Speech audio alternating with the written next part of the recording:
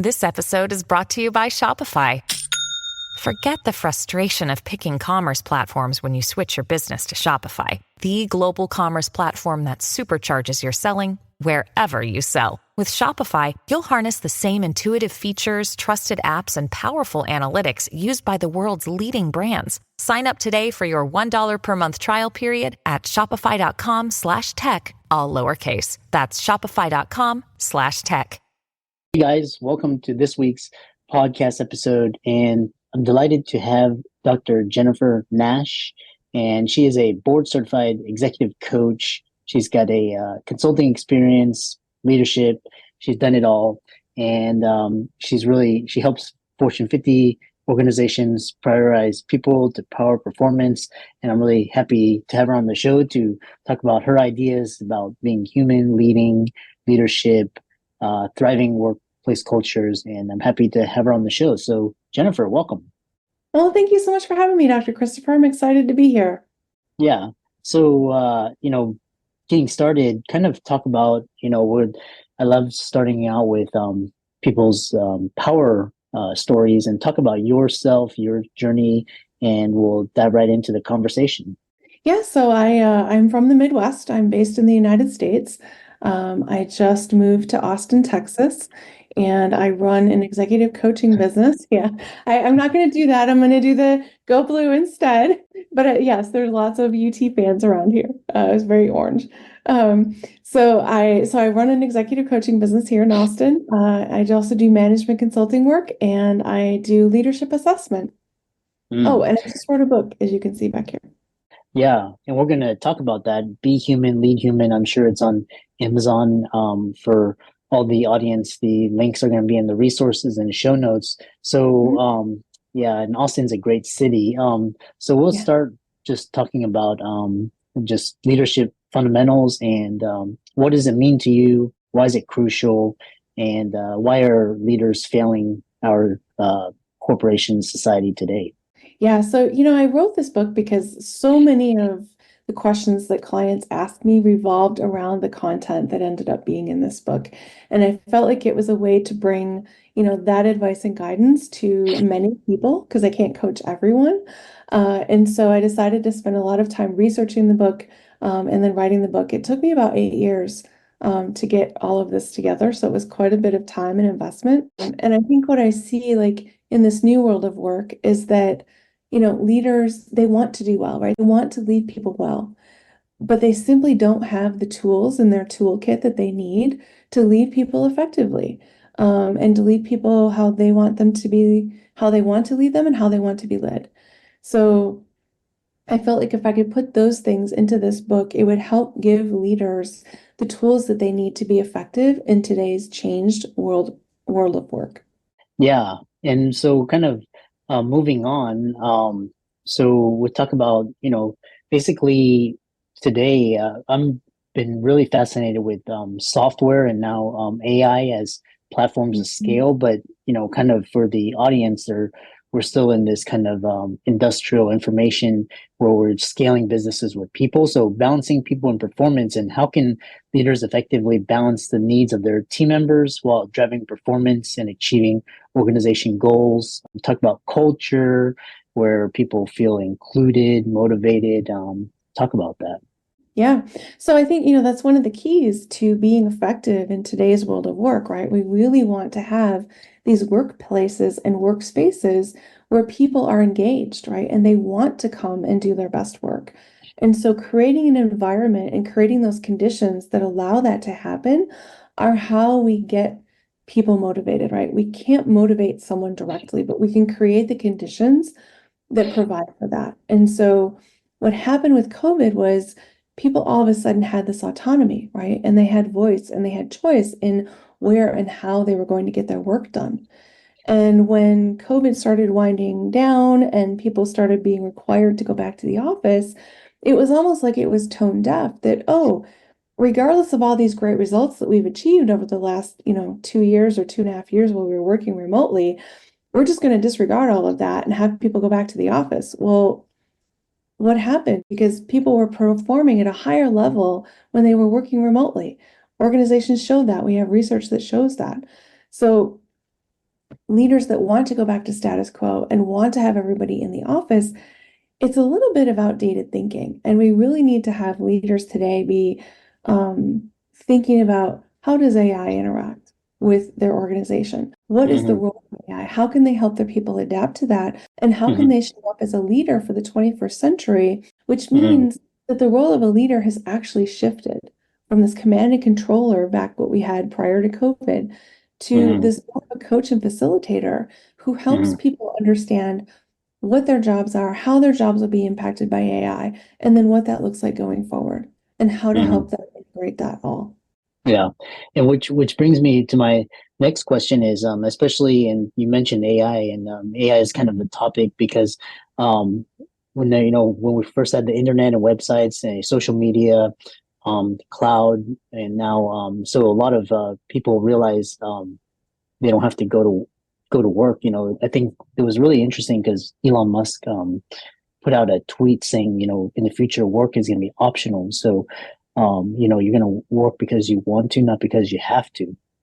Hmm. So, in this age, basically, where with AIs coming in and displacing a lot of things, Hmm. how do leaders adapt to this? Because if I'm a leader, I'm thinking, if like workers don't show up or like they're just unreliable or, it's hard to Hmm. find talent, I'm going to look for software, I'm going to look for robotics, I'm going to look for AI, those Hmm. things are reliable and it'll cut my costs too. So how do you reconcile that? Yeah.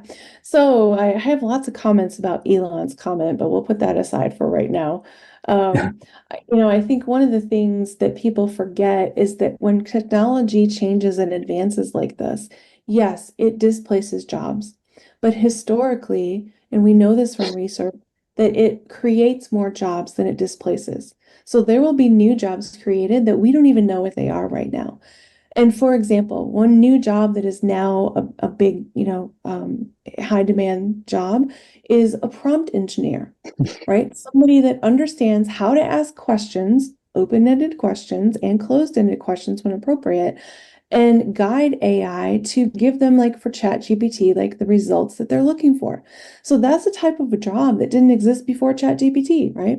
So we have Yeah. these types of examples that are going to continue to happen. And what I'm finding is that organizations that are focused on skills-based hiring, right? That is where the growth is happening. So they're not necessarily hiring for roles anymore. They're Hmm. hiring for skills that people need to be effective in this new workplace. And Hmm. so leaders' job is to help people understand what is changing, right, with AI.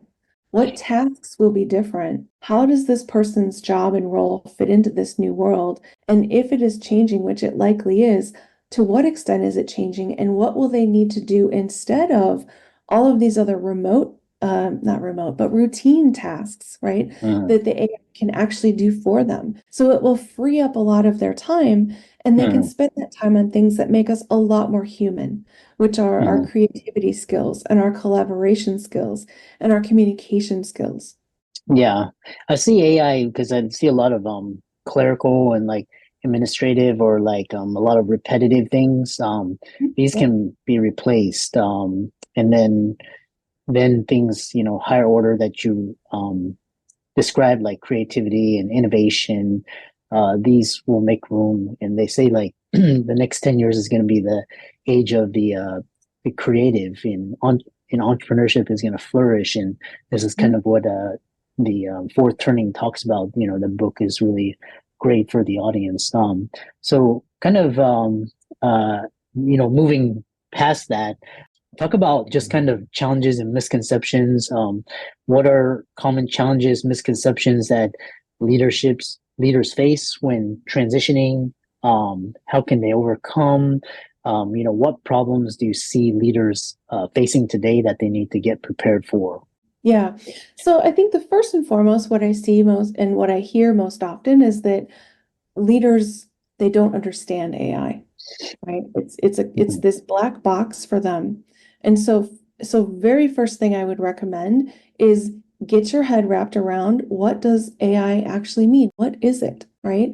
Is it the large language model? Is it something else? Like, what does that actually mean?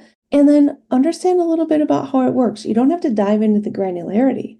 I don't understand the granularity. I'm not a software programmer, but at least have a concept of what this is, what it means, and what the possibilities are, and how it Mm, relates to the work that you do. Like, for mm, example, if I want to, I'm an entrepreneur, right? So if I want to develop an online course for my book, I can go into ChatGPT and I can ask ChatGPT to develop me a course outline with structured modules, with different lesson plans, and timing and all of this for all of the structure. That saves me hours of creative time in trying to think through just that basic template. Then once I have the template, I can go ahead and fill in the content, right? Because we know AI isn't very good at context. It can spit out 75 pages of something that may not even be relevant, right? These are these AI hallucinations that people are talking about. So you need to have the business acumen and you need to have the awareness that what AI does give you, while it may be helpful to a certain extent, it may not always be accurate. And you need to always proof it to make sure what it's giving you is actually what is accurate and what is needed. So so I jumbled the answer to that, but there's a couple things in there that leaders should be doing as it comes to AI and what they should be looking ahead for and what they should be mhm. watching out for. Yeah. The other thing is a lot of my friends and colleagues, we kind of sometimes we, shoot the shit together and we talk about like a lot of their frustrations are one is hiring great talent Mhm. and finding great talent because they always complain they bring somebody on and it's not the right fit and they have to get rid of them Yeah. and all the good ones they leave because they go to start their own company or do something. So how do leaders in this day where people have choice and we Mhm. can do pretty much we have a lot of free options now, what how do leaders manage talent? Yeah, I love this question because I think to date we haven't done a very good job of this, right? And our HR systems and our performance evaluation systems and our metrics, it all reflects that. And so Mm, I think when we get right down to it, what we really need is for organizations to sort of retrofit the work to the person, right? So, in mm, other words, somebody comes in and says, look, here are the skills that I have. This is the type of work that I love to do. What kind of job do you have that we can create that craft to this match? Or what can we create together that is a new job that maybe doesn't exist right now, but you guys need and you don't realize that you need? So, in other words, tailoring and customizing the work to the individual rather than force fitting the individual into a predefined role with a set of tasks. yeah. Yeah, which brings me to my next question is when you talked when you're talking about HR and just performance reviews, it just brings me it kind of reminds me of the dinosaur age. It's like these things don't really work, and people are still there. There's this funny meme on Twitter where it's like people are in these cubicles and just kind of assembly, just like but um moving on to the next question is, talk about, in your work, share some case studies, success stories where they successfully implemented your principles, had significant positive outcomes, and just kind of talk about, for the audience, if they're interested in working with you or contacting. Sure. So I will tell you this one of the case studies that I have in the book. So there's an individual who is running a very large car company, and he came into the organization, and there was a lot of cultural issues that were going on, and so in addition to huge financial losses. And so Mm, this leader decided that, they needed a new way of working in this mm, organization. And so mm, mm, they created what they called the working together process, which is based on, human leadership principles and practices. And at the end of the day, when the CEO decided to retire, he had taken the stock price up 1,837% by simply using these principles and practices of helping people work together, being respectful of one another, communicating effectively, collaborating with one another, breaking down the silos that we so often see within organizations, and just clearly identifying what are the expected behaviors and laying out what happens when people don't adhere to those behaviors. And the interesting thing about that whole situation was that If someone didn't feel like that was the right cultural fit for them with these changes, then they could self-select out. They didn't have to stay, right? So Hmm. people that were choosing to stay and choosing to work together in this different way, more effective way, were actually what drove the success of this organization to, heights that it had never seen before. So Hmm. that's an example that I tell in the book of, principles and practices of human leadership being used effectively in a Hmm. corporate setting. Interesting. Yeah. Go ahead. I know you had another thought that I think I interrupted you, so go, please continue. Yeah, that's okay. So I had another client I was talking with last week who was telling me how, she has to have this recurring meeting on her calendar because there are people in her organization who refuse to talk to one another. And they Hmm. will complain to her about what the problem is, but they won't sit down with one another and talk about it and work it out. And so Hmm. she has this recurring meeting that takes up time on her calendar and takes away time from her day so that she can essentially sit in a room and referee or moderate between these people. And Hmm. so we had this conversation about, what's in the book and about how you can create a culture that has expected behaviors in it and what those expected behaviors are and be very clear and specific and direct. And Hmm. then identify what will happen if people choose not to behave in that way, right? Hmm. And so I let her know, look, this is also an opportunity for you to be setting these boundaries and role modeling this behavior for people. Because Hmm. at the end of the day, we're all adults. If people don't want to behave in that way, there's the door, for lack of a better term, and they can self-select out. So this happens all the time. It's not an isolated incident. And I know that it's very frustrating, for leaders, especially when they're in the situation and they're not sure how to handle it. So my book gives a lot of guidance and helpful tips and recommendations on how to create that structure so that you Hmm. have a space where everyone respects each other, it's inclusive, and everyone collaborates so that they can achieve the common goals of the organization. So well said.